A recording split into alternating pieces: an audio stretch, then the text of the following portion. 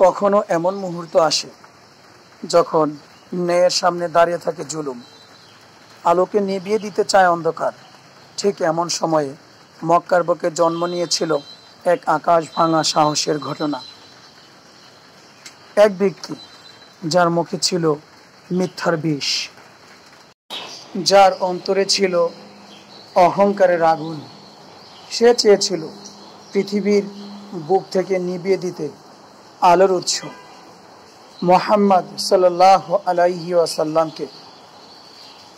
সেই ব্যক্তির নাম আবু জাহেল।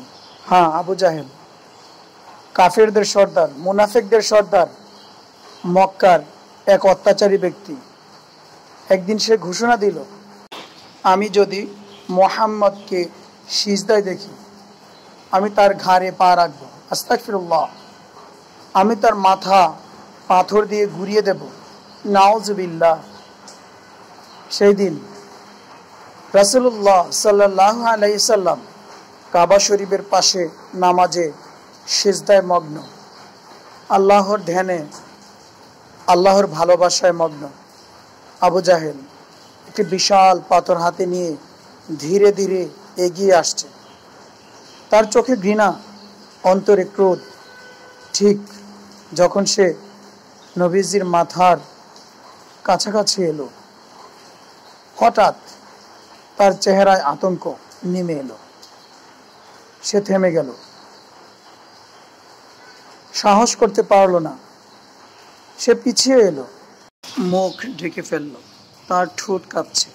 সে বলল, আমি এমন এক ভয়ঙ্কর উট দেখেছি যার মতো আমি কখনো দেখিনি। ওটা যেন আমাকে ছিঁড়ে ফেলতে আসছিল। সেই ভয়ঙ্কর উট ছিল আল্লাহর পক্ষ থেকে পাঠানো ফেরেশতা। সুবহানাল্লাহ। রাসূলুল্লাহ সাল্লাল্লাহু আলাইহি সাল্লাম বললেন, যদি সে এগিয়ে আসতো, ফেরেশতারাই তাকে ছিঁড়ে ফেলত। তখন কুরআনের আয়াত নাজিল হলো। সে কি ভাবে না যে আল্লাহ তাকে দেখছেন? আমি অবশ্যই মিথ্যাবাদী পাপিষ্ঠদের কপাল ধরে টেনে আনব। সূরা আলাক 14 থেকে 16 নম্বর আয়াত।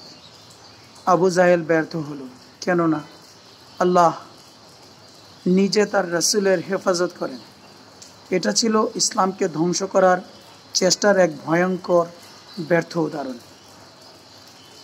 ঘৃণা হেরে যায়, আল্লাহর রহমত জিতে যায়।